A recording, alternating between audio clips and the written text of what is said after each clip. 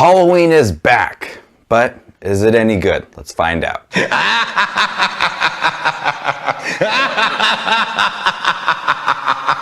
Hey everybody, my name is Justin. I love to watch movies. If you guys love to watch movies too, make sure you hit that subscribe button down below and that bell notification so you guys don't miss any of my videos.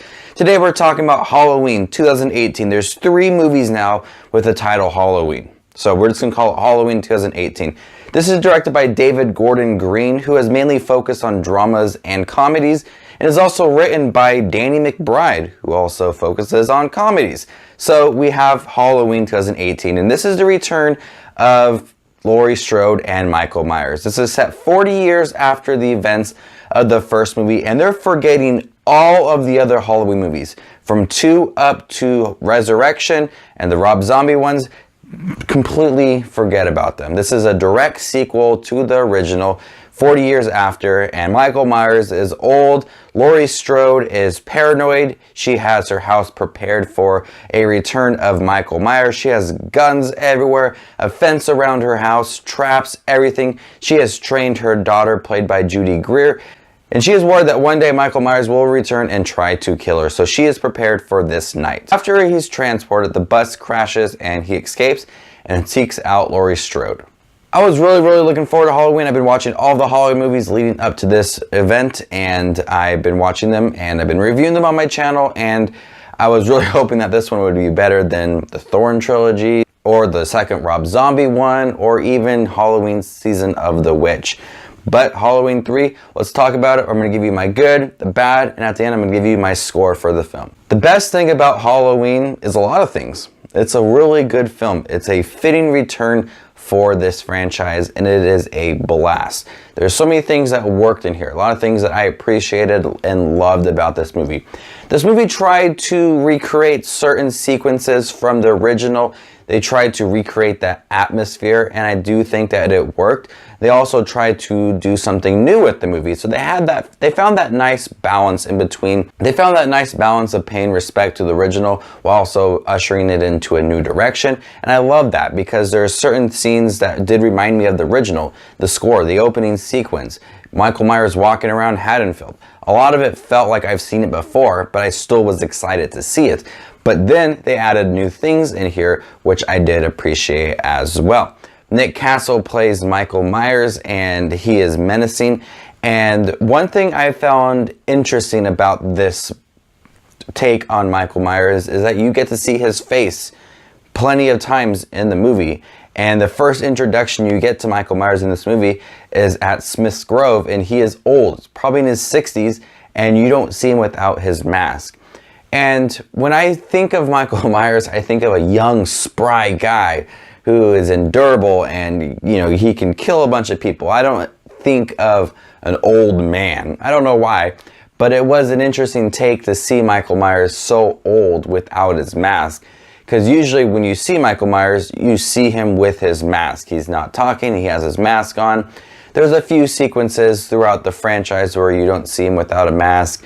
End of H2, end of Halloween 2, 2009, the beginning of Halloween, the very first one, and Rob Zombie's Halloween as well. There's a few things sprinkled throughout that you don't get to see him with his mask.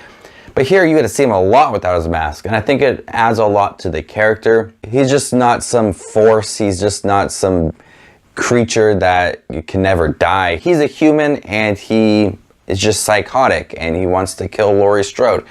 They kind of touched upon that in Rob Zombie's movie with his past, but here they kind of just show that he's an old man and he's psychotic and he won't talk to anybody.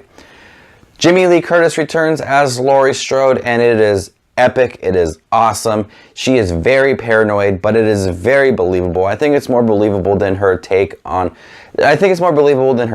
in H2O, where she was that headmistress and she just was okay with everything. If I was 17 years old and some guy tried to kill me, ended up killing 5 of my friends, I would be paranoid and I would do exactly what she did. She guarded her house, she got guns, she prepared herself and her daughter for the return of Michael Myers. So not only was it believable, it was really cool, and I think that Jamie Lee Curtis did a great job in here. Judy Greer also had a really troubled past. She was the one that had to be trained by her mother for the return of Michael Myers. So she didn't have the best relationship with her mom, and I think that Judy Greer did a great job in here. Judy Greer is always like that side person that you never really get to see be explored and, you know, do a lot in a movie like Jurassic World. She was the mom, didn't get to see much of her, but here I felt like she had a lot to do and I loved her character. Now, one thing I was worried about in this movie is I've heard that it had some really awkward comedy. And ever since Marvel had started to make movies, they've thrown in this comedy and it works for those characters. And there's some movies where it doesn't really fit. For example, Star Wars The Last Jedi. I think that the comedy did not fit in that movie. And I was worried how the comedy would fit into this movie. Michael Myers isn't the one that's, you know, having the comedic moments. There is some characters that have some funny one-liners and they were fine. They didn't overshadow the movie. They didn't take away from the horror atmosphere. There's one character in here that I thought was really hilarious. A young boy who's being babysat and he sees Michael Myers and wants nothing to do with it. That seems okay. I thought that was fine. There's not a lot of comedy in here, so it doesn't overshadow what they're trying to do. So I thought it was placed nicely. It's not overused, it's not overdone, which I did appreciate. Alright, so now some of the bad things, and unfortunately these things are irritating, and I don't know why they put these in here. There's many characters that have questionable decisions, and their storyline is questionable. For example, we had two characters in the beginning, they're set up in the trailer too. They're running a podcast and they want to know more about Michael Myers and Laurie Strode. They want to dig deep into Michael Myers. That really amounted to nothing. It's just an exposition to kind of get us caught up to what's been going on in the last 40 years. They interview Michael Myers, nothing. They interview Laurie Strode, they don't get much, but they're still trying to put pieces together.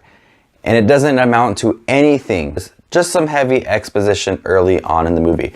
So I thought their characters really didn't amount to nothing. And I'm not going to spoil much for anybody else, but there's a character towards the end that does something that made me really question the choice for that character. I looked over at my friend and I said, what's going on? Why is that happening? And they kind of explained it, but that never was like progressed further. It just ended and they never did anything with it, which I thought was stupid. And so a couple of characters have these questionable decisions and they really don't amount to much. And that's irritating because a couple of them I could see going in a further direction and adding something to the story. They didn't add much to the story and it just ended. So I found it to be very, very irritating. But overall, Halloween was a great return for the franchise.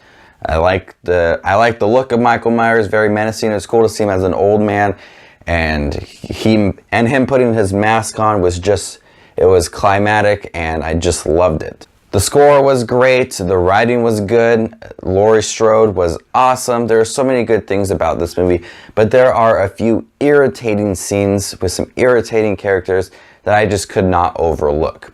I'm going to go ahead and give Halloween 2018 an A-. I do enjoy this movie, and I'm looking forward to talking about it in my ranking video coming up very soon, where we're going to rank all 11 Halloween movies from worst to best. It's going to be a bit of an interesting video because I have an idea where I want to put this movie, and I think that you guys won't agree with me, but that's the fun part of YouTube and fun part about having an opinion. What's your thoughts on the new Halloween movie? Did you guys like the return of Michael Myers? Are you looking forward to seeing more? I heard that if this movie is very successful, they would like to do a second one. Curious about how they're going to do that, but I am looking forward to more Halloween movies. You guys are the best as always. Make sure to subscribe to my channel and click that bell notification for more 13 days of Halloween videos. I got some more coming your way. Excited to talk about some more videos. You guys are the best as always. This is Just Watch Movies, and you guys stay classy, YouTube.